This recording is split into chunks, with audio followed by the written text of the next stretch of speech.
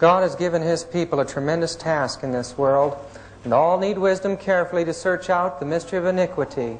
In the very time in which we live, the Lord has called His people and has given them a message to bear. He has called them to expose the wickedness of the man of sin.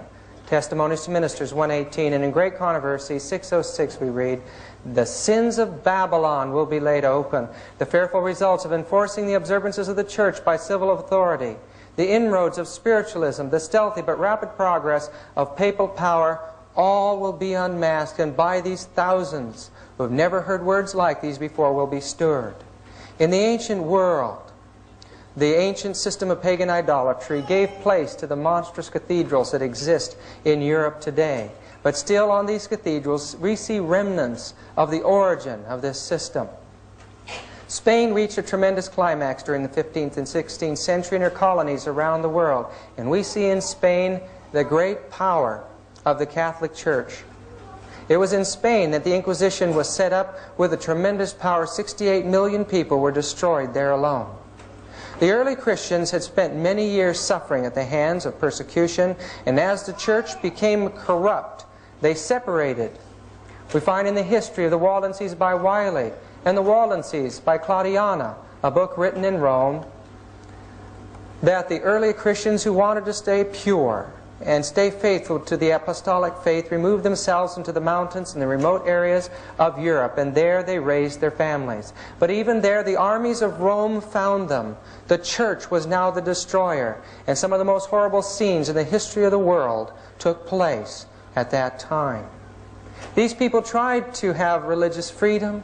They worshipped in groves and trees and in caves of the earth, but even there the long arm of Rome found them. Their valleys were fairly silent just before the time of Martin Luther. But when they heard of the great Reformation that was taking place in Germany and in Switzerland, they sent representatives and they joined the Reformation, and a tremendous movement took place against the power of Rome. And so Satan moved. In Great Controversy 2:34 we read, "At this time the order of the Jesuits was created, the most cruel, unscrupulous, and powerful of all the champions of popery, cut off from earthly ties and human interests, dead to the claims of natural affections, reason and conscious holy silence. They knew no rule, no tie, but that of their order, and no duty but to extend its power. There was no crime too great for them to commit, no deception too base for them to practice, no disguise too difficult for them to assume. Vowed to perpetual poverty and humility, it was their studied aim to secure wealth and power to be developed to the overthrow of Protestantism and the reestablishment of the papal supremacy. When appearing as members of their order, they wore a garb of sanctity, but under the blameless exterior, the most criminal and deadly purposes were often concealed. It was a fundamental principle of the order that the end justifies the means. By this code, lying, theft, perjury, assassination were not only pardonable, but commendable when they served the interests of the church." In The Power of the Jesuits by Philip Miller and this book, The Jesuit, Their Spiritual Doctrine and Practice, we get a history of the Jesuit order. We find that Inigo, the father of the order, was born in the Valley of Loyola in northern Spain. Here he was born to a wealthy family.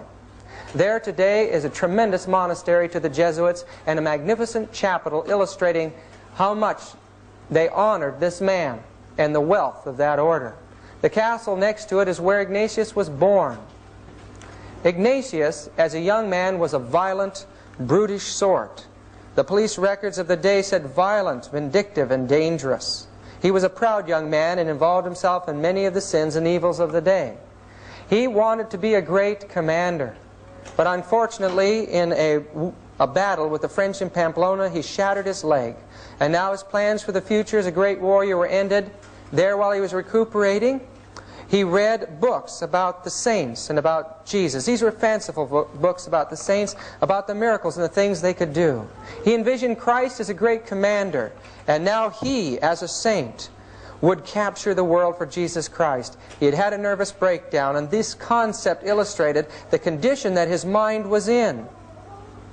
Now, as a cripple, he made his way all the way across Spain to the mountains of Montserrat. There was an ancient sanctuary there, and in that sanctuary was housed a very sacred image to the Catholic Church. This image was called the Black Virgin of Montserrat.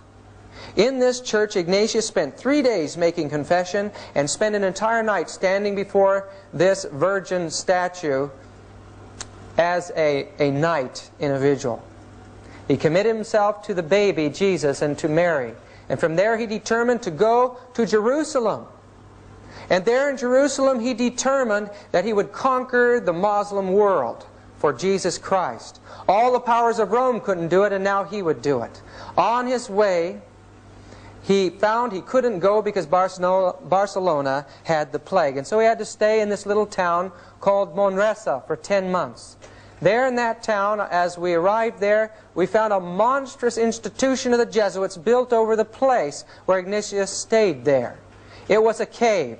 10 months in the cave, he tortured his body and his mind until, in exhaustion, he began to have dreams and visions.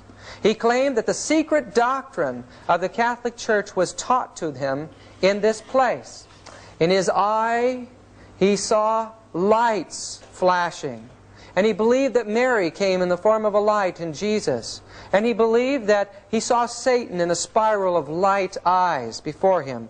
He believed that he had chased Satan around like a dog with a stick and many other fanciful concepts, but he claimed that these teachings he received there were the foundation of his entire movement. And here he began the spiritual exercises of Ignatius.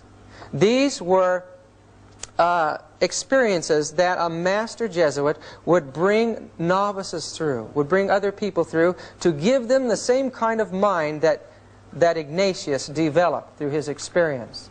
They were brought through these experiences just like music on a sheet. For 30 days they were told what to think, how to feel, when to groan and when to sigh, what to imagine, and they were to cut off all normal human emotion throughout those experiences. Ignatius finally made his way to Jerusalem, but there the Franciscan monks told him to go home. We don't want any political trouble here in the Muslim Empire. We've had enough of that. So making his way back to the port of Barcelona, Ignatius sat with little children learning the rudiments of Latin in order to study.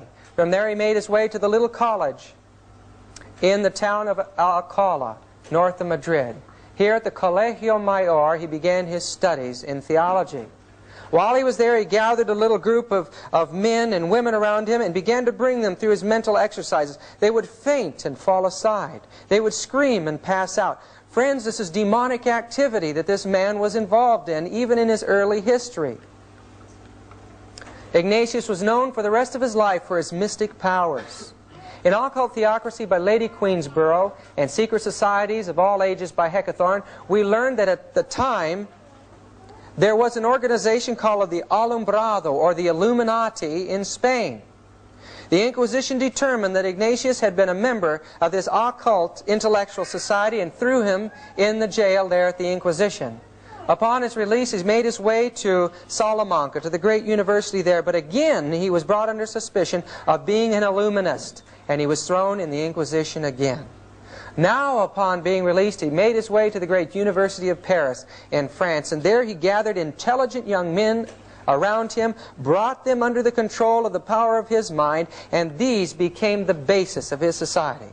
Not too far from the university, they dedicated themselves to the new order of the Jesuits there in Montmartre. Today there's a tremendous chapel on Montmartre, one of the most magnificent chapels that we saw while we were in Europe. And it's dedicated to the destruction of democracy and liberty in the world. Ignatius from there made his way to Rome, and in time he was accepted by the Pope. The Reformation had destroyed the influence of the Church in many parts of Europe. In the book, The Ignatian Fireworks, or Fiery Jesuits, published in 1667, it's right here in the vaults at PUC if you want to read it, we read the aged gentleman Paul III, who then sat in the infallible chair, foreseeing the need the papacy had of incendiaries to vex the enemies to its grandeur, easily grants the petition of Ignatius and his decemvirs, prostrate at his holiness's feet, where after sweet kisses in token of their obedience, they receive an institution of their predominant sect. From that time, Rome was the center of this new satanic system, the Jesuit order. This is the Chiesa del Gesù in Rome, and entering into it we get some idea of the wealth and the power of the society